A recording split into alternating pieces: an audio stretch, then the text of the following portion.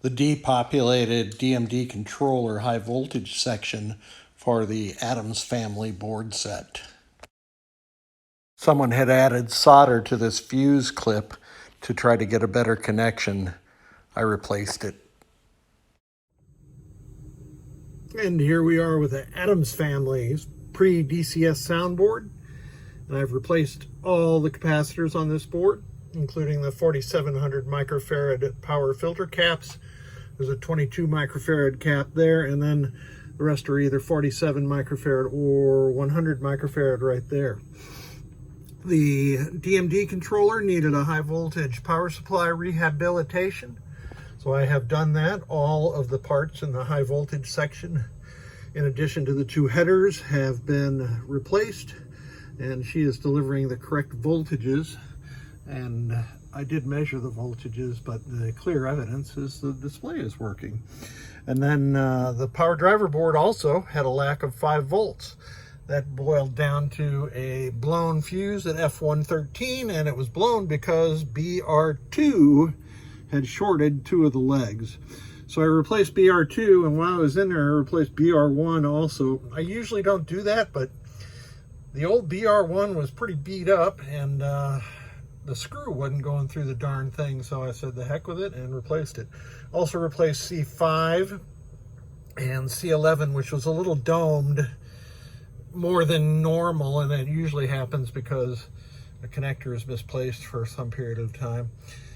Let's see, replace C2, which often leaks. This one did not. Replace C4 just to the side of my tag there. And I already mentioned C5 and C11, all the power headers.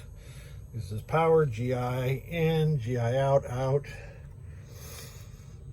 Power in, ground, and the 12 volt unregulated power in right there. So let's test. I have one of my spare CPUs loaded up with Addams level 7, and we will get the solenoid test running. The pre-DCS soundboard sounds as good as a pre-DCS soundboard can ever sound, with all those caps replaced. It's not hard, but some of the through holes on those caps are a little dicey or a little delicate, I'll say. And it's hard to find those axial caps that are the correct size, so you have to kind of shoehorn them in there.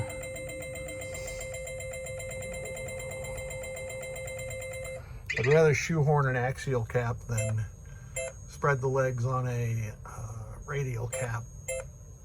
Here's the lamps and the flashers at the same time. There's all your flashers and all the lamps. So that's working correctly. Let's see, we can test the sounds. Now we have a working soundboard.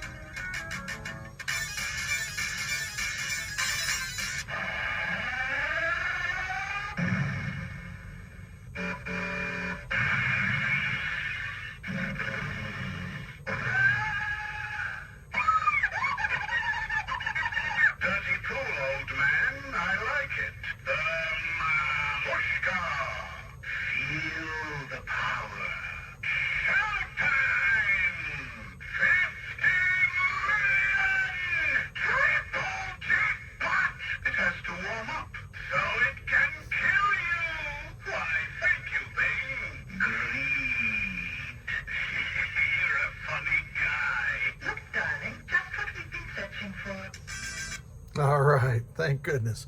This soundboard was actually working. I mischaracterized it, but replacing those capacitors I think is good measure. It prevents some of these tantalum caps from blowing, and I checked all those. Those are all fine. So the PowerDriver board, I've got one connector off here, is delivering 4.93 from the LM323K, and that's fine. 11.9 regulated 12, 14.5 unregulated 12, 20, and 70 approximately are the flash lamp and the coil power.